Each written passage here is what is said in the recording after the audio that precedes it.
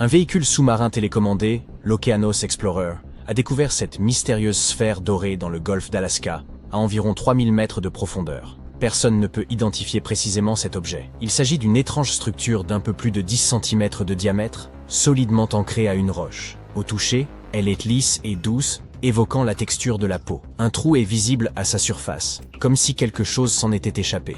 Mais de quoi pourrait-il s'agir? Les plongeurs ont récupéré cette sphère énigmatique dans l'océan Pacifique et l'ont rapportée au laboratoire. Ils se sont sentis comme au début d'un film d'horreur, convaincus que s'ils touchaient cet objet, quelque chose allait leur bondir dessus. Cela aurait pu se produire s'ils l'avaient récupéré plus tôt. Le trou visible sur cette orbe suggère qu'un être vivant a tenté d'y entrer ou d'en sortir. C'est pour cette raison que les scientifiques émettent l'hypothèse qu'il s'agirait d'un œuf. Peut-être avons-nous découvert une nouvelle espèce, ou un stade de développement inconnu d'une espèce déjà répertoriée. Certaines créatures, comme les calmars, pondent effectivement leurs œufs au fond de l'océan. Si tel est le cas, ces animaux pourraient être d'une taille colossale, car cet œuf est particulièrement grand. Mais ce n'est peut-être pas un œuf. Ce pourrait tout aussi bien être une éponge. L'objet a été découvert entouré de coraux blancs, un environnement où les éponges vivent fréquemment. Quelques mois avant cette découverte, des scientifiques avaient déjà identifié plus de 5000 nouvelles espèces marines, dans une zone restreinte située entre Hawaï et le Mexique. Quant au golfe d'Alaska, il abrite 52 autres espèces, sans compter celles qu'il reste encore à découvrir. Il est donc possible que ce soit simplement une éponge encore inconnue, ou même un corail, voire une toute autre créature. Ce que les scientifiques savent avec certitude, c'est que cet objet est un organisme vivant. Ils prévoient de le transférer dans un laboratoire plus avancé, afin de réaliser des tests ADN pour en apprendre davantage. Et ce n'est certainement pas la première découverte effrayante issue des profondeurs océaniques. En 2013, 2 locomotives rares ont été découvertes sous près de 27 mètres d'eau, au large des côtes du New Jersey. Les scientifiques estiment que ces locomotives ont été perdues dans les années 1850. Pour des machines immergées depuis plus de 160 ans, elles sont remarquablement bien conservées.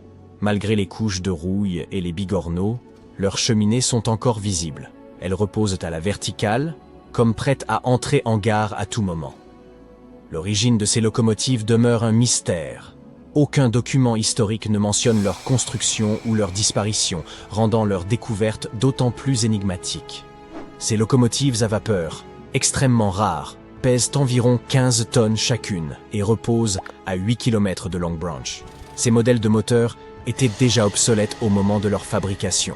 Bien que petits et puissants, ils n'ont été produits que durant une courte période. Peut-être faisaient-elles route de Boston vers la région du Mid-Atlantique avant qu'une tempête ne survienne, les faisant soit tomber d'une barge, soit être larguées volontairement à la mer pour alléger le navire. Les scientifiques projettent de restaurer ces locomotives afin d'en apprendre davantage sur leur histoire. Et ce ne sont pas les seuls trésors que l'humanité ait abandonnés dans les profondeurs. Jeff Bezos, le fondateur d'Amazon, a localisé les moteurs F1 de la fusée d'Apollo 11 dans l'océan. Lors de la mission Apollo 11 en 1969, la fusée Saturn V s'est appuyée sur 5 moteurs F1 lors de sa première phase de lancement. Chacun de ces moteurs développait une poussée de 680 tonnes. Il consommait 2,7 tonnes de carburant par seconde, soit 1,5 million de fois plus qu'une voiture standard. Après quelques minutes de fonctionnement, les moteurs se sont détachés et ont plongé dans l'océan Atlantique. Inspiré par cette histoire, Jeff Bezos s'est lancé à la recherche de ces moteurs il y a environ 1 an. L'équipe a utilisé un sonar de haute technologie pour explorer les fonds marins et a fini par localiser les moteurs à plus de 4200 mètres de profondeur. Les scientifiques ignorent dans quel état se trouvent les moteurs. Après un impact brutal avec l'océan et plus de 40 ans passés dans l'eau salée, leur condition est incertaine. Cependant, construits avec des matériaux extrêmement résistants, ils espèrent encore pouvoir les étudier. Bezos aimerait idéalement les récupérer. Bien qu'ils appartiennent toujours à la NASA, il souhaiterait les voir exposés dans des musées tels que le Smithsonian ou le Museum of Flight de Seattle. Pouvez-vous imaginer découvrir la célèbre route de briques jaunes du magicien d'Oz au fond de l'océan? Cela ressemble à une route artificielle, mais étonnamment, c'est une formation volcanique naturelle. Des plongeurs explorèrent des monts sous-marins volcaniques à Hawaï et voulaient examiner une bifurcation dans la chaîne de ces montagnes océaniques. En retransmettant leur expédition en direct, ils sont tombés sur un spectacle fascinant. Des fissures sur le fond marin qui formaient un motif évoquant une route pavée. Avec l'aide d'un bras robotisé, ils ont collecté des échantillons de roches. Ces roches étaient constituées de blocs rectangulaires, bien délimités par des lignes droites et des angles droits. Certains ont plaisanté en disant que cela pourrait être la route menant à l'Atlantide, tandis que d'autres ont évoqué la route de briques jaunes, donnant ainsi son nom à la découverte. Cependant, après une étude plus approfondie, les scientifiques ont déterminé que ce lit de lac asséché avait été façonné par d'anciennes éruptions volcaniques particulièrement intenses. Il s'agit en réalité de hyaloclastites fracturées. Sous l'effet des cycles de réchauffement et de refroidissement causés par les éruptions, ces volcans ont créé ce motif pavé unique. Le 20 juin 2011, l'équipe de plongée Oceanics a fait une découverte des plus étranges. Alors qu'elle cherchait des trésors dans le nord de la mer Baltique, dans le golfe de Botnie, elle est tombée sur une anomalie. Surnommée l'anomalie de la mer Baltique, cette formation paraît aussi bizarre qu'artificielle. Elle mesure près de 60 mètres de large et ressemble à un champignon s'élevant entre 3 et 4 mètres du fond marin. Sa forme discoïde est impressionnante, couvrant une surface équivalente à 2 terrains de football. Sa partie principale est marquée par des bords rectilignes et des structures ressemblant à des boîtes. Sa surface supérieure présente des fissures remplies d'un matériau noir inconnu, mais étonnamment, cet objet n'est pas composé de métal. L'objet repose à environ 90 mètres de profondeur dans les eaux du Golfe, et le grand mystère reste de comprendre pourquoi il se trouve à cet endroit. Cette découverte a véritablement créé l'effervescence dans les médias. Certains ont même suggéré qu'il pourrait s'agir d'un vaisseau extraterrestre immergé, des ruines de l'Atlantide, ou encore d'un portail vers un autre monde. Ces hypothèses ont gagné en crédibilité lorsque des plateformes étranges, ressemblant à des pavés, ont été découvertes autour de l'objet, donnant l'impression d'un escalier. De plus, les explorateurs ont rapporté que leurs équipements électriques, tels que les sonars et les téléphones satellitaires, cessèrent de fonctionner à proximité de cette structure. Et ces témoignages ne sont pas isolés. Des chercheurs issus de différents instituts ont confirmé ces anomalies. Cependant, la majorité des scientifiques pensent qu'il s'agit probablement d'une formation géologique naturelle, malgré son apparence inhabituelle. Ils peinent cependant à expliquer précisément de quoi il s'agit. Plusieurs théories ont été avancées. Une formation liée à la culture humaine, un dépôt datant de l'âge de glace, le résultat d'une activité volcanique, etc. Il est même possible que ce soit les restes d'un astéroïde ayant frappé le fond de l'océan il y a des millénaires. Pourtant, aucune de ces théories n'explique les dysfonctionnements électroniques observés à proximité de l'anomalie. Peut-être la vérité sera-t-elle révélée un jour? Mais qu'en est-il des technologies héritées d'époques encore plus reculées? Ce dispositif étrange est souvent considéré comme le premier ordinateur analogique connu. On l'appelle le mécanisme d'Anticythère. On a découvert ce mécanisme en 1901 près de l'île grecque du même nom, et il pourrait dater de 87 avant notre ère. On l'a retrouvé dans l'épave d'un navire, et malgré son âge, il était en excellent état. Ce mécanisme était d'une complexité remarquable, car des machines aussi sophistiquées n'ont pas refait surface avant le XIVe siècle. Il y avait également une masse mystérieuse parmi les découvertes. Lorsqu'on l'a fragmenté, on a trouvé des inscriptions à l'intérieur. À cause de la corrosion, elles étaient difficiles à lire, mais grâce aux rayons X, elles ont pu être déchiffrées. Il s'agissait d'instructions expliquant exactement comment utiliser le mécanisme. Un véritable trésor pour les archéologues. Il s'est donc avéré que cet appareil servait à prédire les positions astronomiques et les éclipses plusieurs décennies à l'avance. Les savants de l'époque utilisaient cet ordinateur pour suivre le cycle quadriennal des anciens Jeux olympiques. Le mécanisme comportait une structure complexe de 37 engrenages en bronze, lesquels suivaient les mouvements des objets célestes. Mais au moins ici, nous savons que ce dispositif a bien été fabriqué par l'homme, n'est-ce pas? En 2017, un objet étrange a été repéré dans notre système solaire. Il avait une forme oblongue, un peu semblable à une crêpe. Aucun des astéroïdes ou comètes que nous ayons jamais observés ne ressemble à ça. Sa surface était également singulière. Elle était au moins 10 fois plus réfléchissante que la moyenne des objets dérivant dans l'espace. Certains ont affirmé qu'il avait une enveloppe comparable à du métal poli. Quand il est passé près du Soleil et s'est éloigné de notre orbite, il a accéléré au-delà de ce que notre gravité suffirait à expliquer. À première vue, on aurait dit que cette chose avait une fusée attachée dans le dos. Ce visiteur inhabituel a même reçu son propre nom, Oumuamua. Il nous vient de la langue hawaïenne et se traduit par éclaireur ou visiteur d'une terre lointaine. Et en raison de ses caractéristiques, les scientifiques n'ont pas tardé à se demander si c'était enfin la visite d'un peuple extraterrestre. Avant de se lancer à corps perdu dans des hypothèses de science-fiction, les astronomes ont d'abord rassemblé les informations dont ils étaient sûrs, à commencer par le fait qu'Oumuamua devait provenir d'un autre système solaire. Un événement imprévu dans son système d'origine a probablement conduit à son éjection. Ce qu'on ne savait pas, c'est s'il s'agissait d'une comète ou d'un astéroïde. Ce sont tous deux des objets célestes orbitant autour d'un soleil. Mais ils ont des compositions et des comportements radicalement distincts. Les comètes sont principalement composées de glace, de poussière et de roches, et sont parfois appelées des boules de neige sales. Lorsqu'une comète s'approche du soleil, la chaleur provoque la vaporisation de la glace, libérant du gaz et des particules de poussière dans l'espace. Cela crée une queue lumineuse et scintillante qui peut s'étendre sur des millions de kilomètres. Les comètes présentent généralement une orbite elliptique, les emmenant souvent des confins les plus éloignés du système solaire, au plus près du Soleil. Les astéroïdes, pour leur part, sont principalement composés de roches et de métaux.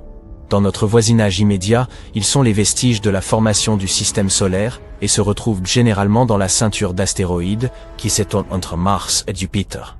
Contrairement aux comètes, les astéroïdes n'abordent pas de queue lorsqu'ils s'approchent du Soleil, car ils n'ont pas de glace.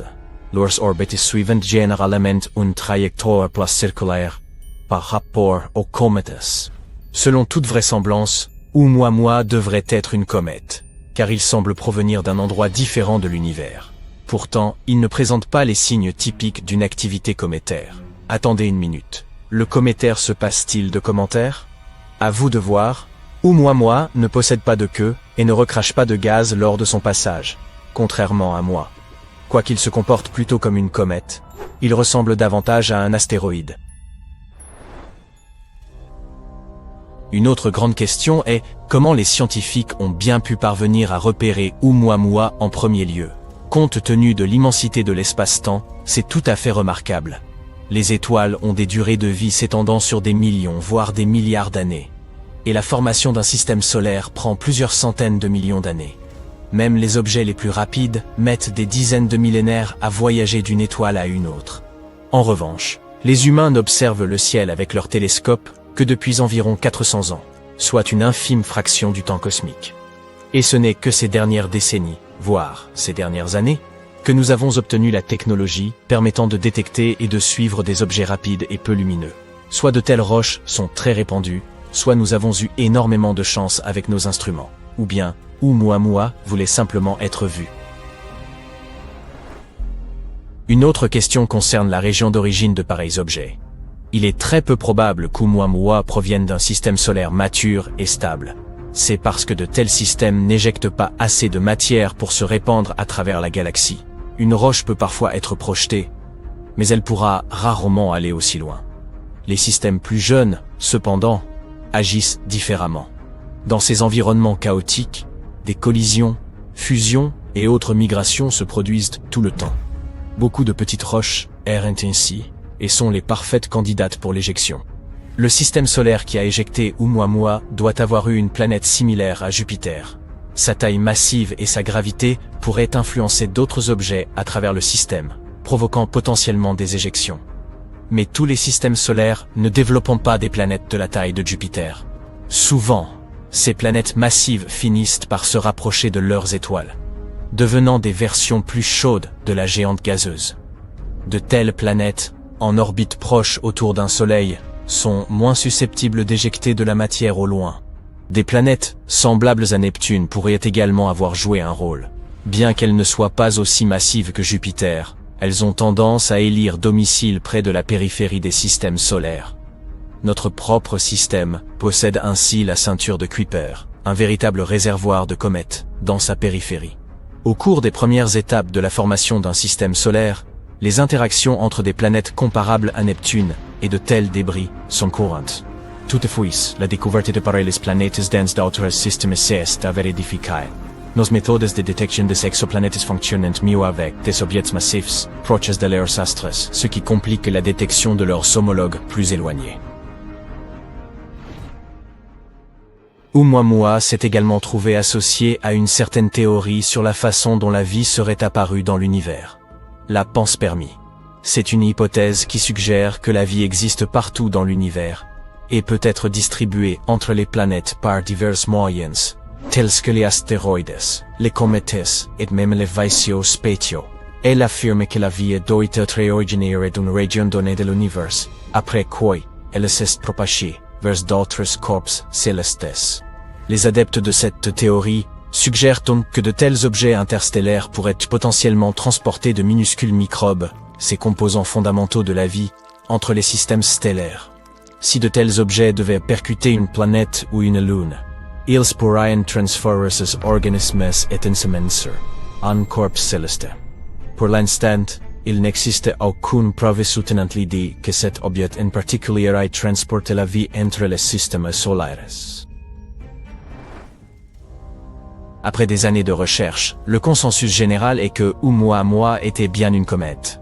La raison pour laquelle elle se déplace de manière si étrange est qu'elle pourrait présenter de l'hydrogène gelé à sa surface, qui réagit au contact de la lumière du soleil.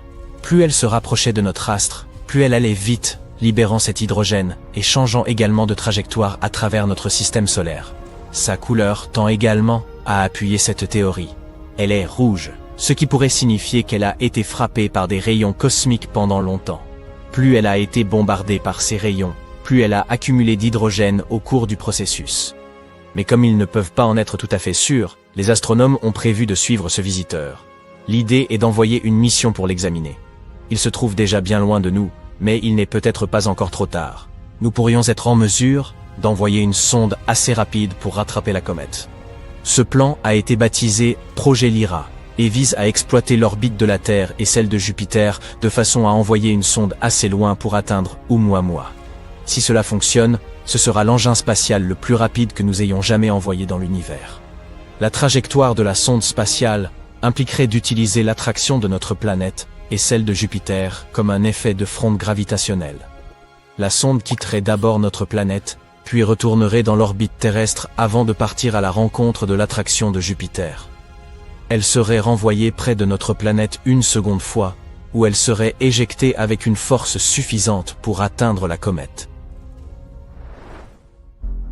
Le projet Lyra vise également à suivre un second visiteur lointain, dénommé Borisov. Cette comète a été découverte par un astronome amateur et porte maintenant son nom. Ce qui est fascinant à son sujet, c'est que, elle est proprement impeccable. Tout comme notre expérience avec Oumuamua, nous n'avons jamais rien observé de semblable à Borisov non plus. Les études de la lumière provenant de son enveloppe de poussière et de gaz montrent qu'elle est assez propre comparée à d'autres objets spatiaux. Après avoir été repérée pour la première fois en août 2019, les astronomes ont étudié sa trajectoire à travers notre système solaire et en ont conclu qu'elle provenait également d'une autre étoile. Mais Borisov nous a donné plus de temps pour l'étudier, car nous l'avons repéré plus tôt dans son périple à travers notre voisinage. Les chercheurs ont utilisé des télescopes avancés pour examiner la poussière émanant de Borisov. Ils ont découvert qu'elle dégageait plus de 180 kg de poussière chaque seconde. On a également constaté que Borisov contenait plus de monoxyde de carbone que les comètes de notre système solaire en général. Néanmoins, cette quantité n'est pas la même partout sur la comète. Cela nous indique que l'objet spatial a probablement commencé à se former près de son étoile d'origine avant de s'en éloigner. Peut-être à cause de planètes plus grandes dans son voisinage immédiat. La lumière de Borisov est beaucoup plus polarisée que la lumière provenant des autres comètes que nous avons observées, et son nuage est parfaitement homogène. Cela suggère que Borisov n'a jamais interagi avec une autre étoile. Sommes-nous seuls dans notre galaxie ? Tiens, on entend les grillons. Oui, nous sommes plutôt isolés par ici. Mais d'autres civilisations se cachent-elles quelque part dans les profondeurs de la Voie lactée ? Pourrait-elle être mal intentionnée et représenter une menace pour nous ? Comme si nous n'avions pas déjà suffisamment de problèmes. Bien, amusons-nous un peu avec cette idée. Des théoriciens ont étudié l'histoire humaine et certains de nos comportements passés les uns envers les autres. Et tout cela n'est pas très rose, bien sûr. Puis, ils ont supposé que nos voisins galactiques étaient tout aussi paisibles que nous. Et ils ont calculé la probabilité qu'on nous envahisse un jour depuis une autre nébuleuse à partir de ces données. Ils ont déterminé que 4 civilisations pourraient nous vouloir du mal. Elles pourraient par exemple chercher à dominer la galaxie. Ou simplement être désireuses de faire une joyeuse partie de domino. Il se pourrait qu'elles soient très avancées sur le plan technologique ou qu'elles viennent tout juste d'inventer de diaboliques consoles de jeux. Pour comprendre dans quelle mesure ces cultures pourraient être développées et à quoi nous devrions nous attendre, il existe un moyen de définir leur niveau de menace. Grâce à une méthode appelée l'échelle de Kardashev, on peut analyser le niveau de développement de nos hypothétiques voisins. Avec 3 niveaux différents, elle examine la quantité d'énergie qu'une civilisation pourrait tirer de son étoile, ce qui nous donnerait une idée de son degré d'avancement. Mais cela ne peut inclure que celles qui maîtrisent la communication interstellaire. Toutes celles qui sont encore à se servir de pigeons voyageurs de l'espace sont donc bien sûr exclues.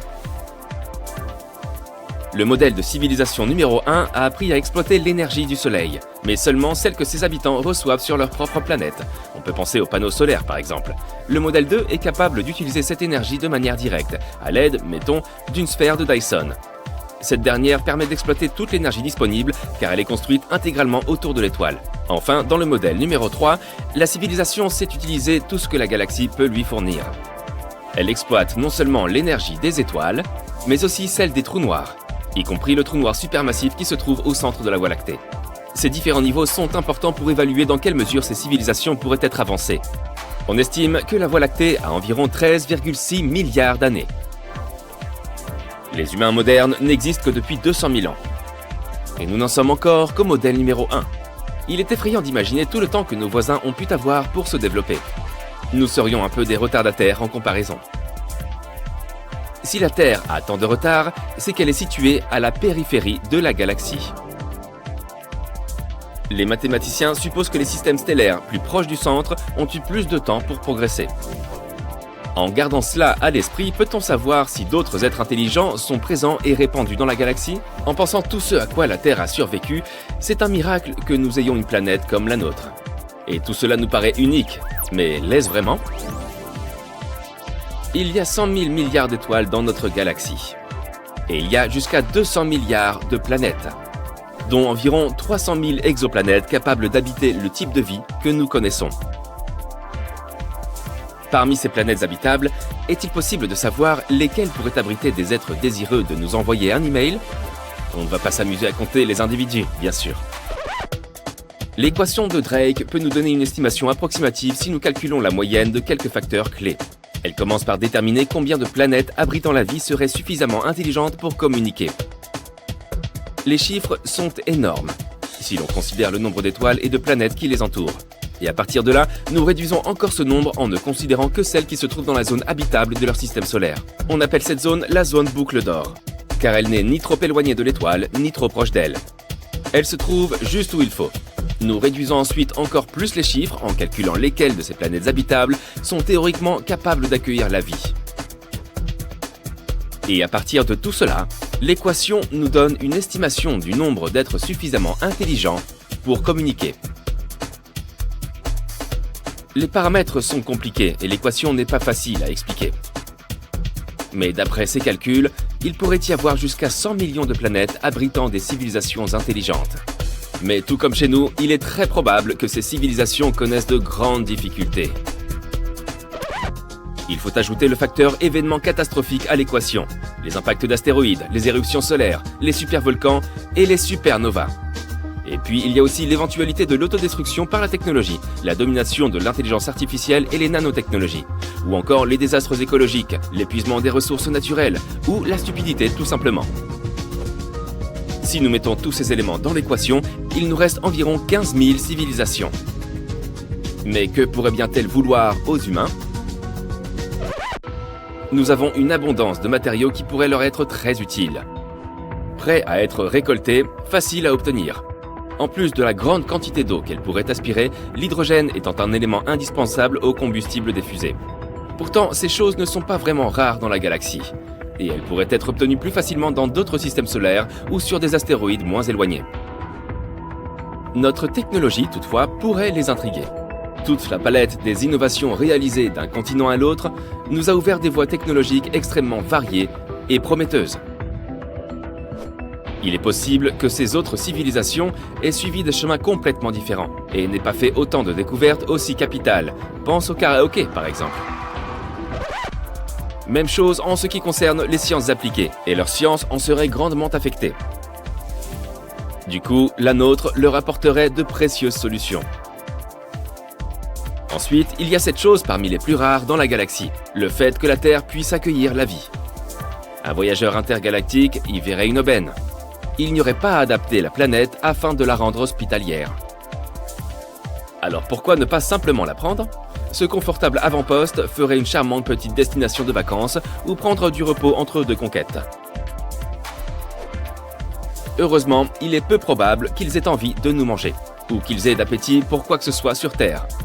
Il leur faudrait posséder un système biochimique similaire pour cela, avec des enzymes capables de traiter les molécules qui nous composent. Ouf! Mais il reste très probable qu'ils souhaitent éliminer toute concurrence. La plus grande menace pour eux, c'est tout ce qui pourrait constituer un défi à leur domination. Mais n'aie pas trop peur. Tout cela n'est fondé que sur le comportement humain. Il est très possible que ces êtres ne ressentent pas nos émotions les plus communes. Par exemple, leur capacité à se mettre en colère pourrait être limitée. Ils pourraient même très bien avoir évolué sans elle. Ils pourraient venir d'un monde très différent du nôtre, plus paisible, et ce serait le terrien alors le méchant de l'histoire. Mais ils pourraient également manquer d'empathie et des autres traits positifs qui nous caractérisent. Espérons qu'il n'est que nos traits positifs. Par chance, il est impossible de ne pas prendre en compte le facteur distance. La galaxie est immense et il faut beaucoup de temps pour aller d'un endroit à un autre, même jusqu'au plus proche système solaire voisin. L'objet le plus rapide que nous avons envoyé dans l'espace est la sonde Galileo, qui voyage jusqu'à 170 000 km/h. Même à cette vitesse, il nous faudrait 72 000 ans pour atteindre le système stellaire le plus proche, Alpha Centauri. Avec une sonde guidée par laser pouvant atteindre 1/5 de la vitesse de la lumière, il faudrait une vingtaine d'années pour faire le voyage. La Voie lactée fait plus de 105 700 années-lumière de diamètre. Si une civilisation était capable de voyager à la vitesse de la lumière, il lui faudrait des centaines de milliers d'années pour aller d'un bout à l'autre. Avec toute la distance qui sépare ce petit nombre de civilisations calculées, la seule possibilité de contact serait le développement très avancé de technologies de transport interstellaire. Mais pour effectuer un voyage aussi long, plus la masse à accélérer est importante, plus il faut d'énergie. Il est donc peu probable que des objets très grands soient envoyés. Ils pourraient cependant voyager jusqu'ici très rapidement dans une petite navette capable de transgresser les lois de la vitesse cosmique. Et peut-être sont-ils déjà ici, à nous observer ou à regarder Netflix. Mais selon le calcul des scientifiques, seules 2 des 15 civilisations mentionnées seraient capables d'atteindre un niveau de développement supérieur et suffisant. Cela signifie qu'il y a 0,01% de chances que des civilisations mal intentionnées nous rendent visite bientôt. S'ils savent que nous existons, et s'ils veulent entrer en contact avec nous, il leur faudra probablement des milliers, voire des millions d'années pour y arriver. Nous pouvons donc nous détendre encore un moment, par exemple en regardant Sympa. Tu es en train de voler à travers l'espace dans un vaisseau dont la taille équivaut à 3 fois celle de Central Park à New York. Il y a beaucoup d'agitation. Non, il ne s'agit pas d'un alien qui envahit le vaisseau. C'est un jour très important. Nous sommes le 22 janvier 2700. Tu viens de naître hors de l'atmosphère de la Terre. Joyeux anniversaire! Une équipe médicale s'occupe de tout. Des gadgets futuristes t'aident dans tous les domaines. Et la vue depuis le vaisseau géant en verre de forme sphérique plonge sur l'incroyable immensité de l'espace. Tu ne peux même plus voir la Terre, le vaisseau spatial vole vers une nouvelle destination à des millions de kilomètres. Le temps de trajet pour atteindre cette nouvelle planète d'accueil est de plusieurs décennies. Avançons un peu. Tu as maintenant 25 ans et ce vaisseau spatial est le seul foyer que tu aies connu, jusqu'à présent. Tu as appris à connaître le moindre recoin du vaisseau. Tu commences ta journée dans ton dortoir qui dispose de tous les éléments essentiels. Une petite salle de bain compacte, une mini-cuisine, un lit superposé et une vue magnifique sur les étoiles et les planètes à l'extérieur du verre renforcé du vaisseau. Et tu n'as jamais à t'inquiéter des radiations cosmiques. Le vaisseau est équipé d'un bouclier magnétique perpétuel qui reflète ces radiations afin qu'elles ne s'infiltrent pas à l'intérieur. Sinon, il y aurait de gros problèmes. Le vaisseau a été conçu pour avoir une gravité artificielle. Les astronautes perdent normalement 1 à 2% de leur densité osseuse chaque mois qu'ils passent dans l'apesanteur de l'espace, puisqu'ils ne font que flotter en permanence. Mais maintenant, ou plutôt dans le futur, durant les voyages au sein de l'espace intersidéral, nous sommes capables de résoudre ce problème. Tu sors de ton dortoir et tu vois une foule de tes collègues, membres d'équipage, qui se rendent au travail. Ils glissent tous sur leur mini hoverboard dernier cri et chacun porte une combinaison futuriste de couleurs différentes. La tienne est bleue, tu sautes sur ta planche et rejoins l'équipe bleue. Tu arrives dans le passage souterrain du transport spatial et tu commences ton travail. En tant qu'ingénieur de bord, ta mission est très importante, entretenir le vaisseau et le faire fonctionner. Mais quelque chose ne va pas aujourd'hui. Des chiffres clignotent partout sur les panneaux et cette lumière rouge anxiogène n'arrête pas de clignoter. Tu alertes tes collègues, mais ils ne savent pas non plus ce qui se passe. Vite, tu continues à vérifier les journaux de bord et toutes les équations compliquées, mais rien ne correspond. La panique commence à se répandre dans tout le vaisseau. Les poils de tes bras se hérissent. Tu essaies de cliquer sur autant de boutons et d'interrupteurs que tu peux. Le bourdonnement devient de plus en plus fort, la lumière clignote de plus en plus vite, certains de tes collègues s'enfuient. Et tu te retrouves tout seul dans la pièce rouge. Soudain, ton superviseur arrive enfin en courant pour t'aider. Après un moment, tous les deux, vous arrivez enfin à comprendre. Ouf, c'était -1. Tu as encore beaucoup à apprendre sur la gestion du vaisseau. Depuis tes premières années, tu as été affecté au poste d'ingénieur. Tu étais doué pour la physique, la chimie, les mathématiques. C'est juste une autre journée au bureau. Mais sur ce vaisseau, tu deviendras peut-être capitaine un jour. Après le travail, tu reçois un appel de tes amis qui veulent se détendre. Et quand on dit appel, on parle d'un appareil sophistiqué qui permet de communiquer avec n'importe qui tout en voyant toutes ces données à travers une projection holographique. Tu peux aussi l'utiliser pour écouter de vieux airs de la Terre. La pop est maintenant devenue de la musique classique et les films sont désormais des projections 3D de ta propre imagination. Tu sors du passage souterrain et tu montes sur la place interstellaire. C'est là que tout le monde se retrouve pendant le temps libre. Il y a des cafés, des restaurants, un salon de coiffure et même un marchand de glace. Tu n'es jamais allé traîner ailleurs. Le vaisseau spatial ressemble à une petite ville qui possède toutes ces choses dont la société a besoin. Cela inclut une biosphère pleine d'animaux et de plantes provenant de différents écosystèmes de la Terre. Des mini-forêts tropicales, des mini-déserts, des mini-montagnes, tout ce que l'on peut imaginer. Les biologistes à bord s'assurent de garder tout cela en équilibre pour que tu te sentes comme à la maison, même si tu n'as jamais mis les pieds sur Terre. Tu entres dans la savane et tu vois quelques gazelles galoper. Des gnous semblent paître et une petite meute de lions est à l'affût. Dans la jungle, tu sens l'humidité des feuilles et tu es entouré d'épais arbustes. Quelques gorilles jouent et tu aperçois de petites grenouilles arboricoles ça et là. Et tapis dans les arbres, descendant pour boire une gorgée d'eau, c'est un jaguar. Tu passes ensuite dans le désert où tu croises des chameaux errants, un petit serpent à sonnette qui se faufile pour échapper à la chaleur et des scorpions qui rampent dans le sable. Tu as appris beaucoup de choses sur la biologie ces 25 dernières années. Tu sais tout sur la Terre, mais tu n'y es jamais allé. C'est bizarre. Après la visite des habitats naturels, tu entends une annonce au haut-parleur, c'est le capitaine.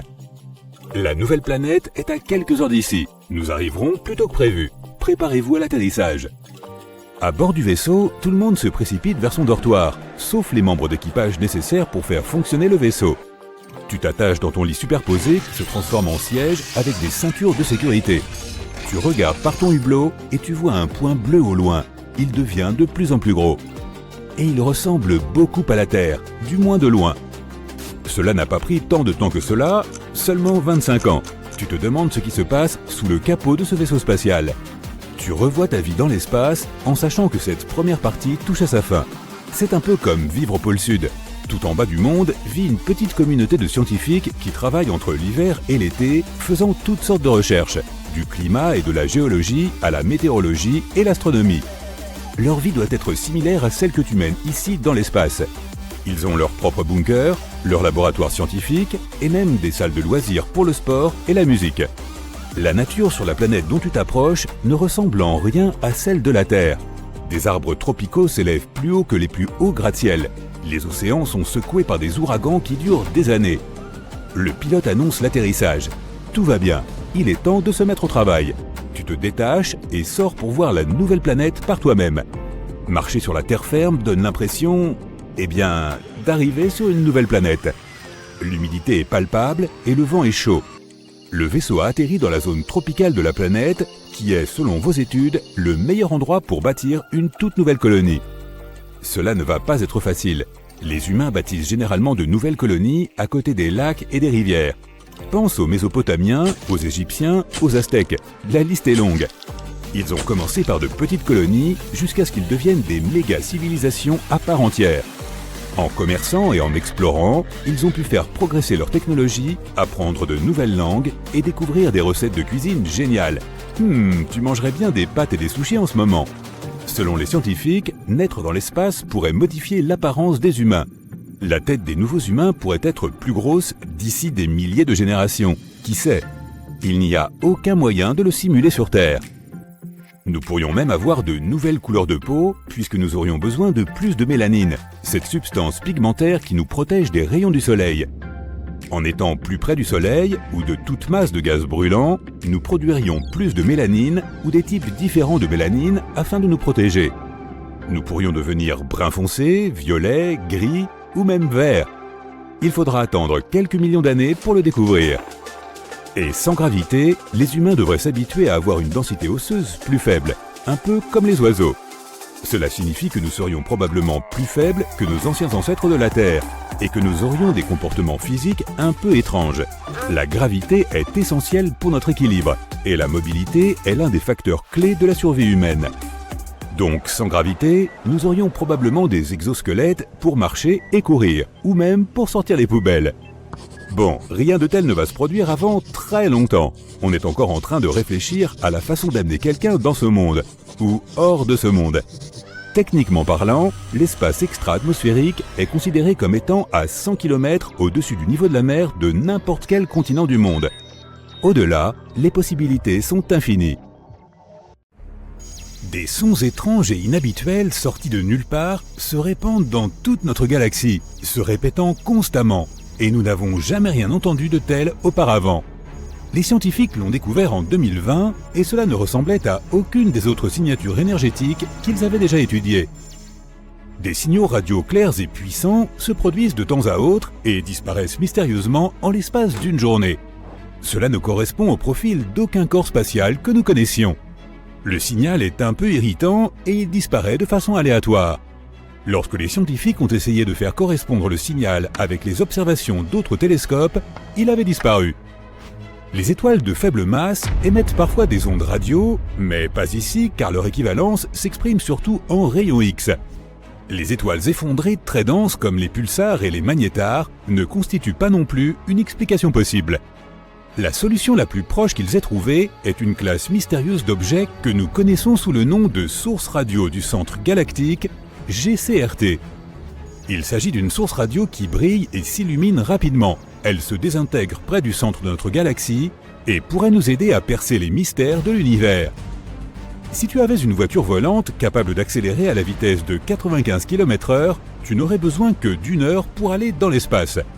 La Lune est un peu plus loin, 400 000 km, soit environ 10 fois la circonférence de notre planète. Cela signifie qu'un voyage sur la Lune reviendrait à faire le tour du globe 10 fois de suite, ce qui prendrait moins de 6 mois. Un voyage vers Pluton prendrait plus de 800 ans. Proxima b est la voisine semblable à la Terre la plus proche que nous ayons. C'est un petit monde rocheux qui tourne autour de l'étoile voisine la plus proche de notre Soleil. Elle tourne autour de la zone habitable de son astre, une zone suffisamment éloignée de toute autre étoile pour que les conditions y soient modérées. Ni trop froide, ni trop chaude, et pour que l'eau liquide puisse exister, du moins hypothétiquement. Si tu essayais de te rendre sur Proxima b à une vitesse de 40 200 km/h, ce qui est la vitesse des fusées lunaires Apollo, il te faudrait plus de 112 000 ans pour y arriver, et tu ne pourras peut-être pas respirer là-bas. Personne ne sait si Proxima b possède une atmosphère. Les humains explorent l'univers en permanence, mais nous ne pouvons voir qu'environ 5% de la matière qui s'y trouve, et Albert Einstein a été le premier à réaliser que l'espace vide n'est pas vraiment vide. Tout ce que nous ne pouvons pas voir est en fait composé de matière invisible, aussi appelée matière noire, combinée à une chose appelée énergie noire. Si tu essayais de verser de l'eau dans l'espace, en dehors d'un vaisseau spatial bien sûr, elle se mettrait immédiatement à bouillir ou à s'évaporer. C'est parce qu'il n'y a pas d'air ni de pression atmosphérique dans l'espace. Lorsque la pression de l'air diminue, la température à laquelle tu dois normalement faire bouillir l'eau diminue également. Cela signifie que l'eau bout beaucoup plus vite au sommet d'une montagne qu'au niveau de la mer par exemple. Il n'y a pas de pression atmosphérique dans l'espace. L'eau pourrait donc bouillir à une température très basse. Les scientifiques pensent qu'il y a au moins 2 milliards de galaxies dans l'espace. Nous ne connaissons pas le nombre réel et nous ne le connaîtrons probablement jamais, mais ils ont essayé de le calculer par extrapolation en comptant le nombre de galaxies que nous pouvons voir dans une zone assez petite et restreinte du ciel. On pourrait croire que l'univers est parsemé d'étoiles et de quelques planètes ici et là, mais notre galaxie natale compte au moins 100 milliards de planètes. Si tu remplis un ballon d'hélium et que tu le lâches, tu remarqueras qu'il volera très haut. Il montera dans l'atmosphère, mais n'ira pas dans l'espace. Plus il monte, plus l'air de notre atmosphère se raréfie. Ton ballon s'élèvera jusqu'au point où l'atmosphère qui l'entoure a le même poids que l'hélium qu'il contient. Cela se produira à une hauteur d'environ 32 km au-dessus de la surface terrestre. C'est donc l'altitude maximum qu'un ballon à l'hélium puisse atteindre. Nous ne savons pas vraiment quelle est la taille de l'univers, nous ne pouvons pas voir ses bords et nous ne savons même pas s'il a un bord. La technologie actuelle nous permet de voir à une distance d'environ 14 milliards d'années-lumière de notre planète. Cela signifie que nous pouvons voir environ 28 milliards d'années-lumière de diamètre, en commençant par la couche la plus externe de notre atmosphère, qui se termine à environ 960 km au-dessus de la surface de notre planète. Quoi qu'il en soit, la taille de l'univers change constamment et s'agrandit avec le temps. Mercure est la planète la plus proche du Soleil, si bien que la plupart des gens pensent que c'est aussi la planète la plus chaude. Pourtant, c'est Vénus qui détient ce titre. C'est la deuxième planète la plus proche de notre étoile centrale, environ 30 millions de kilomètres plus loin du Soleil que Mercure. Mais Mercure n'a pas d'atmosphère. Or, cette dernière agit comme une sorte de couverture chauffante qui aide à maintenir la chaleur provenant du Soleil. Vénus a une atmosphère étonnamment épaisse, environ 100 fois plus épaisse que celle de la Terre. Son atmosphère ne laisse pas sortir la chaleur, elle la conserve et rend Vénus de plus en plus chaude. De plus, elle est principalement composée de dioxyde de carbone, qui laisse librement entrer l'énergie solaire. Mais il est moins transparent et perd donc moins les radiations à grande longueur d'onde émises par la surface chaude. La température moyenne y est d'environ 468 degrés Celsius, ce qui est assez chaud pour faire fondre l'étain. La température maximale sur sa voisine Mercure est de 427 degrés Celsius. Dans environ 2 milliards d'années ou plus, il fera bien trop chaud pour que la vie puisse exister sur notre précieuse planète. Au fil des centaines de millions d'années à venir, notre Soleil continuera à être de plus en plus chaud et brillant. Finalement, les températures seront si élevées que nos vastes océans seront évaporés. Comme ils produisent 70% de l'oxygène dont nous avons besoin pour survivre, il n'y aura pas de vie sans eux. Tout cela signifie que notre planète deviendra tout simplement un vaste désert, un peu comme les Mars aujourd'hui. Pluton, anciennement considéré comme une planète très éloignée, est aujourd'hui requalifié de planète naine à un plus petit diamètre que la largeur des États-Unis. La plus grande distance du Maine à la Californie du Nord est d'environ 4700 km, alors que le diamètre de Pluton n'est que de 2371 km. Pluton est très loin, mais le bord de notre système solaire est 1000 fois plus éloigné que cette planète naine. Et les astronomes ont trouvé de nombreux objets spatiaux en orbite autour de notre Soleil, bien plus loin que Pluton, tels que les objets de la ceinture de Kuiper et les objets transneptuniens. Il y a aussi le nuage de comète d'Oort qui se trouve à une demi-année-lumière de Pluton, également 1000 fois plus loin. Une étoile à neutrons est vraiment très lourde. Une cuillère à café remplie du matériau de cette étoile pèserait 6 milliards de tonnes.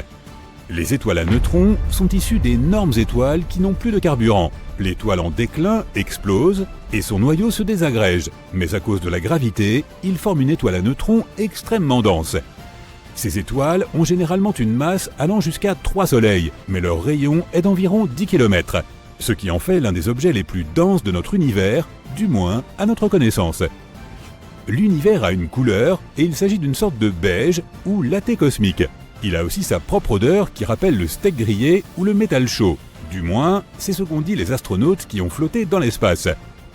Si tu veux construire une combinaison spatiale, prépare-toi à travailler très dur. Il faut 5000 heures pour en fabriquer une, et elle te coûtera $1 million. Une très bonne combinaison aura 11 couches de matériaux et pèsera environ 50 kg. Et il faut qu'elle soit confortable.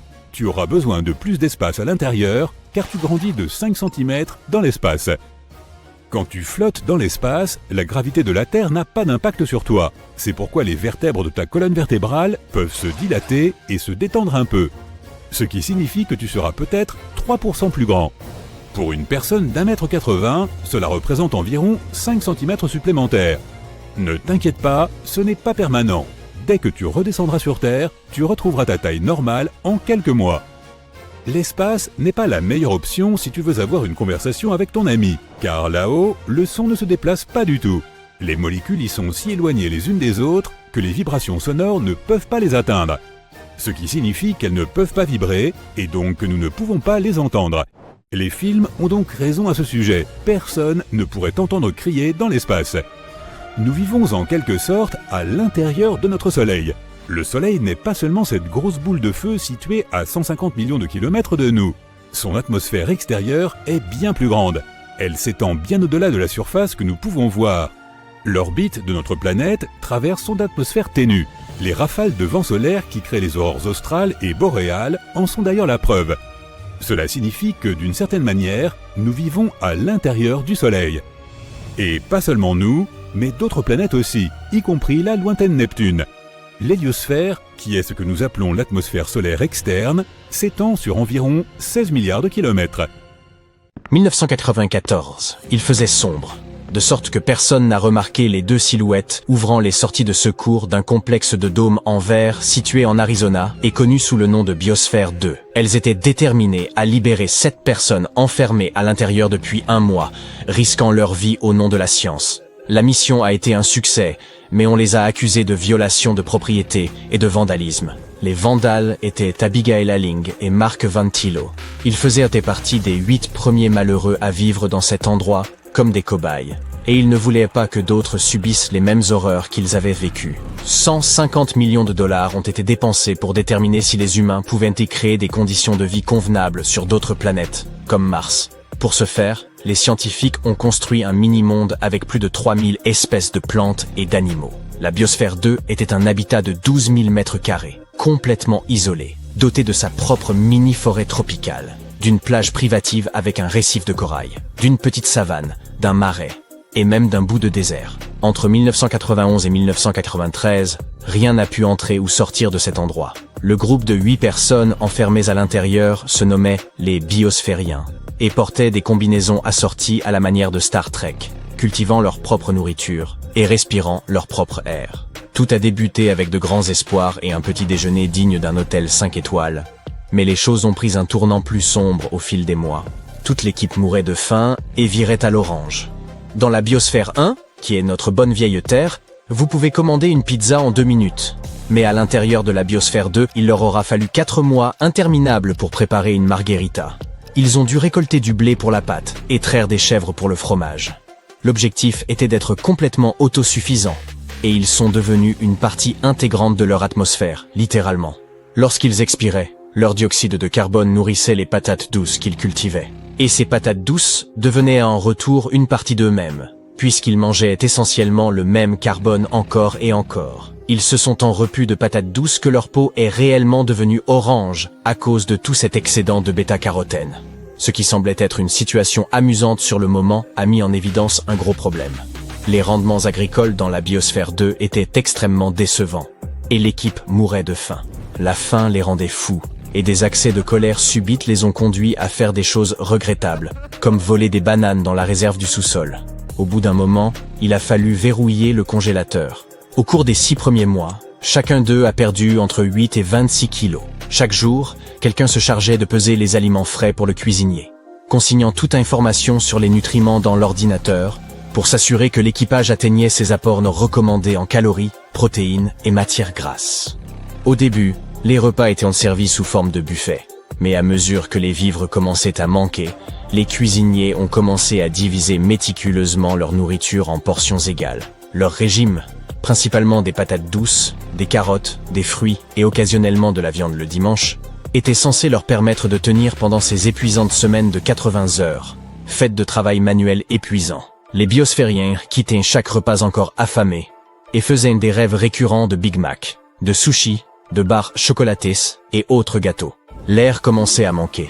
L'endroit était entièrement scellé, avec un dôme de verre et d'acier par en haut, et un sol fait du même métal par en bas. Les responsables veillaient à contrôler tout ce qui y entrait, afin d'éviter que des matériaux synthétiques émettent des gaz nocifs. Les zones de confort étaient meublées de bois et de laine, et on ne pouvait pas y utiliser de déodorant chimique ou y souffler de bougies d'anniversaire. Les biosphériens comptaient sur la nourriture qu'ils cultivaient et sur leur mini-forêt tropicale pour produire l'oxygène nécessaire à leur survie. Cependant, ils perdaient très rapidement de l'oxygène, asphyxiés par leurs propres émissions de dioxyde de carbone. Et le pire, c'est qu'ils n'avaient aucune idée de pourquoi. Avec encore 9 mois d'expérience à subir, le niveau d'oxygène avait déjà chuté de 21 à environ 15%, ce qui donnait l'impression de vivre au sommet du mont Fuji. Ils se sentaient terriblement mal et se traînaient péniblement à travers la biosphère. Ils ne pouvaient même pas terminer une phrase sans s'arrêter pour reprendre leur souffle. Puis l'apnée du sommeil a commencé à apparaître, certains se réveillant à bout de souffle. Pour réduire les niveaux de CO2 à l'intérieur de la biosphère 2, ils ont bien tenté quelques manœuvres désespérées, comme faire pousser des plantes à un rythme fou, réduire autant que possible l'arrosage du sol, et même renoncer à labourer leur culture. Rien n'a fonctionné. Tout le monde a donc convenu qu'ils n'étaient pas très loin de toucher le fond, et ils ont donc résolu de demander de l'aide. Des camions réfrigérés sont arrivés pour pomper de l'oxygène pur dans Biosphère 2. Dès que le gaz a commencé à se répandre, ils se sont mis à rire aux éclats et à courir partout comme des cabris. L'écosystème était un véritable désastre. Les colibris et les abeilles ont disparu après quelques mois, de sorte que les plantes n'étaient plus pollinisées. Les vers et les acariens ont attaqué les cultures, et les cafards ont tout envahi. 4 espèces de cafards sauvages ont été introduites pour recycler la matière organique, mais les cafards domestiques ordinaires étaient les survivants ultimes.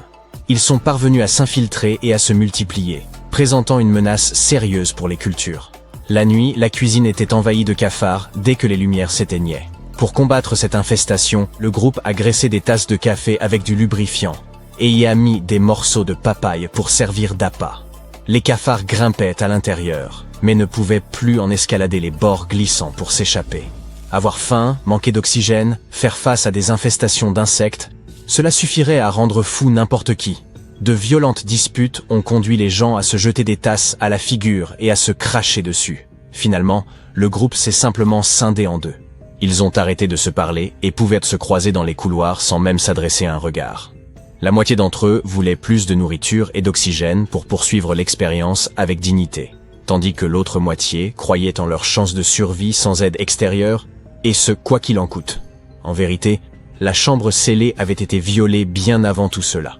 Juste 2 semaines après leur entrée, une biosphérienne du nom de Jane Pointer s'était coupé le bout du doigt dans un accident de cuisine en préparant du riz. Le médecin de la mission a essayé de le recoudre, mais cela n'a pas fonctionné et son doigt a noirci en quelques jours. Elle s'est rendue à un hôpital extérieur pour y être opérée, et quelques heures plus tard, elle est retournée à l'intérieur avec un sac de sport rempli de fournitures comme des pièces d'informatique et des pellicules couleur. Les journalistes n'ont découvert cette livraison furtive que bien des mois plus tard. Et en raison de cela, nombre de gens ont remis en question la crédibilité de toute l'expérimentation. Les médias ont traité l'expérience comme une émission de télé-réalité, la qualifiant de divertissement écologique à la mode. Les gros titres de partout dans le monde donnaient l'impression que l'équipe était sur le point d'y laisser la vie. Au point que leurs familles s'inquiétaient et appelaient sans cesse les biosphériens pour s'assurer qu'ils allaient bien. Le groupe avait l'impression d'être dans un zoo humain, avec des touristes venant de loin pour les regarder au travers de leurs cages de verre.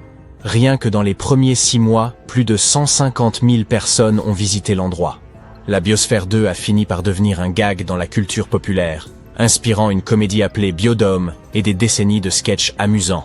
Vous vous demandez peut-être pourquoi aucun d'eux n'a abandonné l'expérience et n'est sorti par la grande porte. Eh bien, aucun des environnementalistes ne voulait être le premier à admettre que c'était au-dessus de ses forces. De plus, ils gardaient encore tous l'espoir de pouvoir relever le défi de la construction d'une seconde Terre. En bout de compte, ils sont parvenus à découvrir où étaient repassées les 7 tonnes d'oxygène manquant. Il avait été absorbé par le béton. Même si être essoufflé tout le temps peut sembler avoir été le plus grand défi qu'ils s'aient dû relever, les biosphériens ont déclaré que l'apprentissage du contact humain dans un environnement clos était encore plus difficile. Il semble que l'expérience ait été un énorme fiasco, mais le groupe a acquis beaucoup de précieuses leçons. Ils ont prouvé qu'un écosystème scellé pouvait fonctionner pendant des années. Ils ont contribué à des études sur la restauration des récifs coralliens. Et leur ferme a montré qu'un rendement élevé et un recyclage complet des nutriments pouvaient être atteints sans l'aide de produits chimiques. Au cas où vous vous le demanderiez, ça n'a pas été la fin du complexe de verre. La seconde mission à l'intérieur de la biosphère 2 a eu lieu en mars 1994. Maintenant, vous pouvez retourner au début de la vidéo pour comprendre comment ça a pu se passer pour eux. Supposons que tout le monde soit d'accord et que tous les pays commencent à investir des milliards de dollars dans ce projet. Celui de coloniser le fond des océans. La question, c'est pourquoi aurions-nous besoin de cela ? Probablement pour la même raison qui sous-tend l'éventuelle colonisation de Mars, pour sauver la Terre de la surpopulation. Pourquoi irions-nous nous installer sur la planète rouge si nous pouvons tout aussi bien vivre sous l'eau? Ça coûte moins cher, c'est moins dangereux et surtout ce n'est pas très loin de chez nous. Nul besoin de s'enfermer dans des capsules cryogéniques pendant des années pour se réveiller à des centaines de millions de kilomètres de sa planète. Il est beaucoup plus pratique de prendre l'ascenseur pour descendre dans une ville sous-marine et profiter des magnifiques paysages aquatiques. En outre, la vie sur Mars pourrait nous causer de graves problèmes psychologiques, panique, stress, etc. Que faire quand on se rend compte qu'on ne pourra plus jamais rentrer chez soi? Mieux vaut vivre sous des millions de tonnes d'eau salée. Une très bonne raison de choisir cette option, c'est que nous avons besoin de davantage de ressources. La Terre compte actuellement environ 8 milliards d'habitants. Certains experts pensent que lorsque ce nombre atteindra 10 milliards, le monde commencera à manquer de nourriture, d'eau douce et de carburant. L'agriculture et les autres industries ne parviendront tout simplement pas à se développer aussi rapidement. Les ressources s'épuiseront et les gens devront trouver une solution pour survivre. La colonisation des océans est une solution idéale à ce problème. Tout d'abord, nous disposons de très peu d'informations sur l'océan. Nous avons beaucoup mieux étudié l'espace que le fond des mers de notre propre planète. Il est fort probable que d'immenses réserves de carburant soient cachées sous les fonds marins. Deuxièmement, il est possible de réduire la charge de notre planète d'environ 50% si nous nous installons dans l'océan. Troisièmement, il n'y aurait aucun problème de logistique. L'acheminement de la nourriture, de l'équipement nécessaire et des matériaux de construction ne prendrait que quelques heures. Et si quelque chose s'abîmait en cours de route, nous n'aurions qu'à remonter rapidement à la surface pour le remplacer. Envoyer des objets sur Mars est beaucoup plus complexe et coûteux. Imaginez qu'à mi-chemin, à des millions de kilomètres de la Terre, un appareil tombe en panne dans le vaisseau spatial qui transporte les provisions. Il faudrait alors attendre plusieurs années avant une nouvelle livraison. Mais surtout, coloniser les océans, ce serait se prémunir contre les catastrophes et les cataclysmes naturels. Éruptions volcaniques, hivers radioactifs, tremblements de terre, tornades et inondations. Nous pouvons facilement survivre à n'importe quel désastre sous l'eau. Oui, il y a aussi des volcans au fond des océans, mais les conséquences de leurs éruptions ne sont pas si dramatiques. L'eau refroidit immédiatement la lave et empêche les cendres de se répandre. Nous ne souffririons plus jamais des ravages causés par les incendies. Plus de forêts brûlées, ni d'air pollué. Et à propos d'air, il y a beaucoup d'oxygène dans l'océan. Plus de la moitié des réserves d'oxygène de la planète sont reconstituées par la mer grâce aux algues et au phytoplancton. Ne vous inquiétez donc pas. Nous pourrons très bien respirer. Le tout est de savoir comment le faire sous l'eau. Lorsque l'humanité décidera de franchir cette étape et de commencer à coloniser l'océan, nous devrons d'abord adapter notre corps aux hautes pressions. C'est ce qu'on appelle la plongée à saturation. Avant de descendre dans les profondeurs, vous devez inhaler de l'air comprimé. L'azote et l'oxygène se dissolvent rapidement dans votre sang et exercent une pression sur votre corps de l'intérieur. Dans le même temps, l'eau exerce une pression sur votre corps depuis l'extérieur. En termes simples, votre corps trouve un équilibre et vous ne vous sentez pas malade. Les plongeurs utilisent cette méthode lorsqu'ils explorent les fonds marins. Par conséquent, lorsque les hommes commenceront à coloniser l'océan, ils plongeront équipés de bouteilles d'air comprimé et de masques à oxygène. La règle principale est de remonter lentement à la surface. Vous devez attendre que l'air comprimé se dissipe complètement dans votre corps. Si vous remontez trop vite, vous ressentirez une pression intense à l'intérieur de votre corps. L'azote se répandra dans vos veines comme les bulles d'une boisson gazeuse secouée énergiquement. Après nous être adaptés, nous commencerons à construire des villes, des routes et des stations qui nous permettront de transporter les gens des fonds marins à la terre ferme et vice-versa. Cela ne devrait pas être trop difficile, car nous disposons déjà des technologies nécessaires à un mode de vie subaquatique. Bienvenue à l'Aquarius Reef Base, situé dans le sanctuaire marin national des Keys de Floride. Il s'agit d'un petit laboratoire où 6 personnes peuvent vivre pendant 10 jours. Les scientifiques qui y travaillent étudient les récifs coralliens, les plantes marines et les poissons. Le laboratoire n'a pas l'air moderne. Il ressemble à un bathyscaphe rouillé, envahi de coquillages et d'autres objets sous-marins. Pour créer des bâtiments plus beaux, les gens auront besoin de nouvelles technologies de construction sous-marine. Imaginons donc que la colonisation mondiale ait commencé. Les ingénieurs utilisent des métaux inoxydables durables et d'autres matériaux capables de résister à de fortes pressions. À l'aide de monte-charges, ils descendent au fond de l'eau tout ce qui est nécessaire à la construction à grande échelle. Des stations, équipées de ce type de dispositif, apparaissent dans toutes les mers et tous les océans. Les ouvriers construisent, sur la terre ferme, d'immenses ouvrages sous-marins que de grands navires acheminent ensuite vers les stations. De là, on les descend, et des plongeurs aidés par des robots installent maisons et autres installations au fond de l'océan. Chaque bâtiment est une sorte de sous-marin géant avec de nombreux appartements. De l'intérieur, ils ont l'air ordinaires, à l'exception du paysage que l'on peut admirer depuis sa fenêtre. Pour réduire les émissions de déchets, les ingénieurs construisent dans chaque ville d'énormes capsules de traitement par haute pression. Mais les gens continuent à vouloir vivre près des côtes, afin de pouvoir avoir facilement accès à la terre ferme. Cela entraîne malheureusement des problèmes de pollution dans ces zones. On construit donc des tunnels reliant les stations à la terre. À l'intérieur, des trains à grande vitesse circulent. C'est un peu comme un métro sous-marin, mais beaucoup plus rapide que ceux que nous connaissons aujourd'hui.